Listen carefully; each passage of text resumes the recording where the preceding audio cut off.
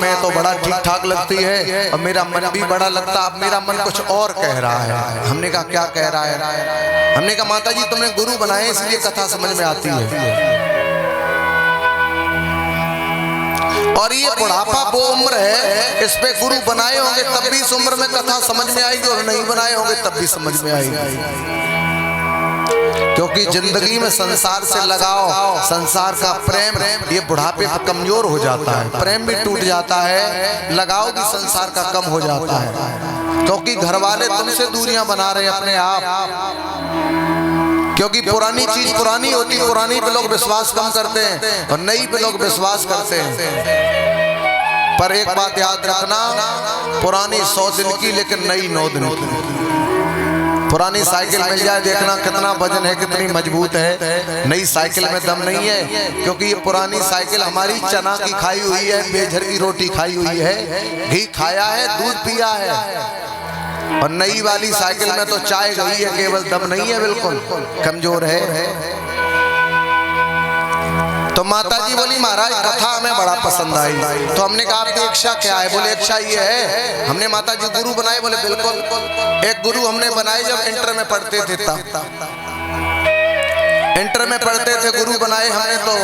तो ऐसी प्रभु कृपा हो गई कि गुरु जी 2 साल बाद मर गए। फिर हमारी हो गई शादी, तो हमने फिर पति पत्नी ने मिलकर गुरु बनाए। तो ऐसी प्रभु रूठ गए, 1 साल बाद गुरु जी मर गए। क्योंकि हमने कहा बिना गुरु के रहा नहीं जाता। तो फिर एक और हमें मठाधीश मिले, तो हमने उनको गुरु बनाया। तो महाराज वो अभी 6 महीना हो गए मर गए। तो हमने अब तुम क्या चाहती हो?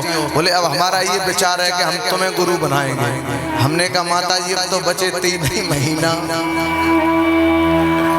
और जब 3 महीने बचे हैं, कथाएं हमारी बहुत बुकिंग पड़ी हैं, वो लोग रो रो के रह जाएंगे, क्या फायदा है?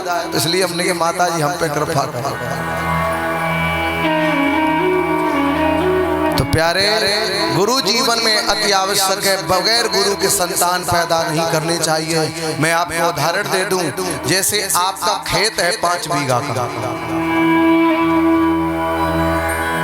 और 5 बीघा खेत में एक कोना ऊंचा है और खेत बराबर है। आप उसमें पानी छोड़ दो, पानी पड़ोसी के खेत में चला जाएगा, पर ऊंचे वाले कोने पे पानी नहीं पहुंचेगा।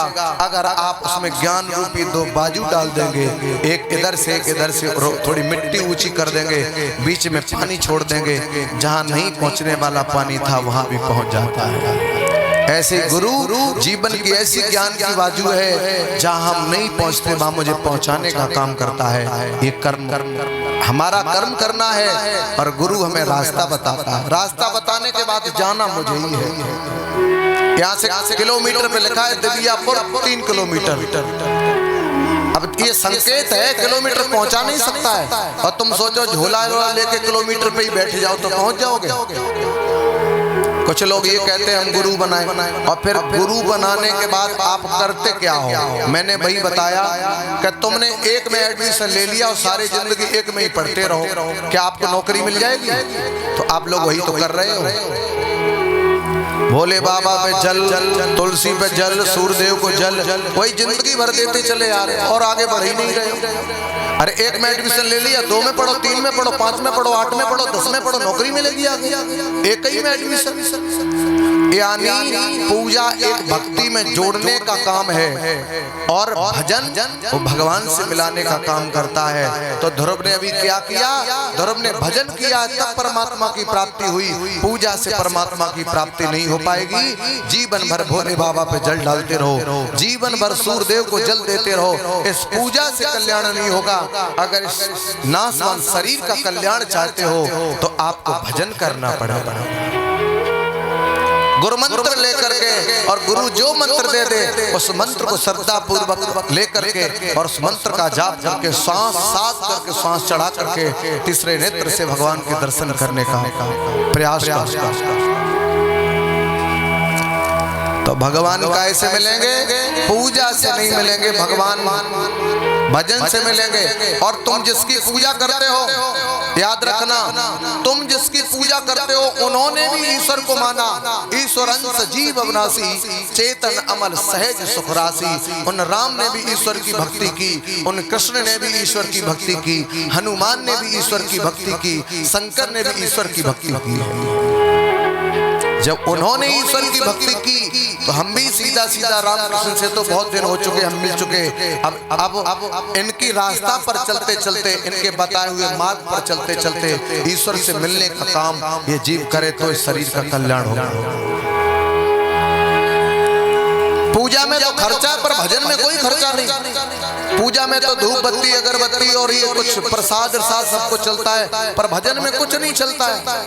भजन में तो बस आंख बंद करके बैठ जाओ, जो गुरु मंत्र दे वो सच्ची आत्मा से, और जब के आप अपने शरीर का कल्याण कर सकते हैं।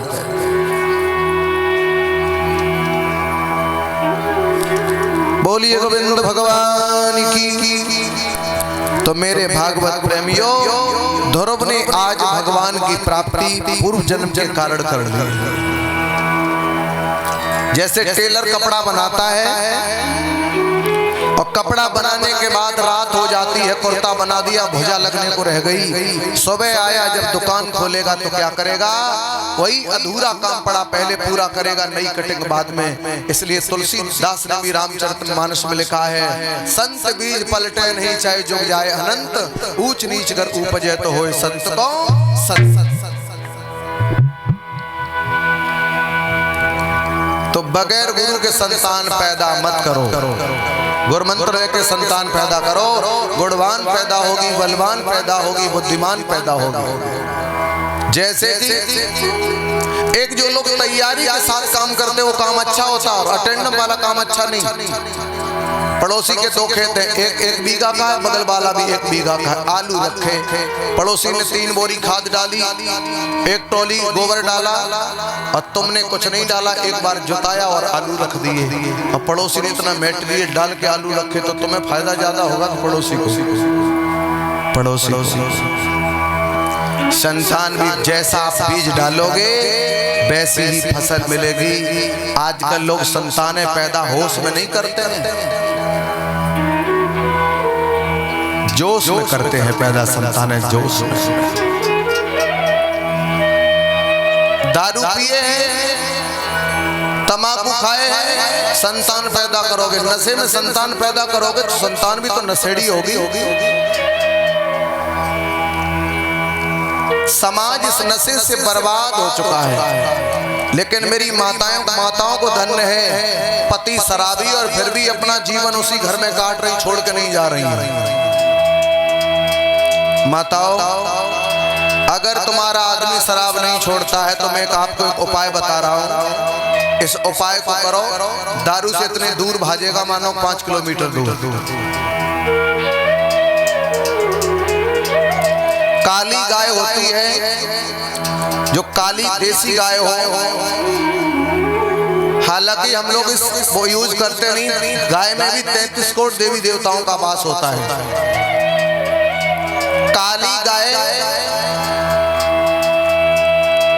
की पेशाब ले लो एक किसी गिलास में, किसी पात्र में, और उसे गर्म करो।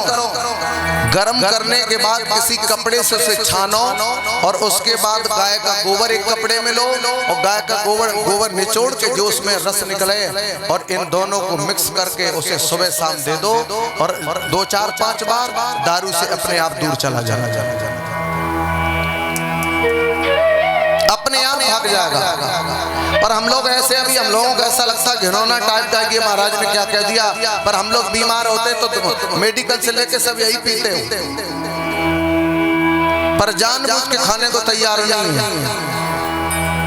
वो समझ के पी ले तो ठीक है, बिना समझ के पिला सको तो ठीक है, उसकी दारू से अपने आप इच्छा दूर हो जाए।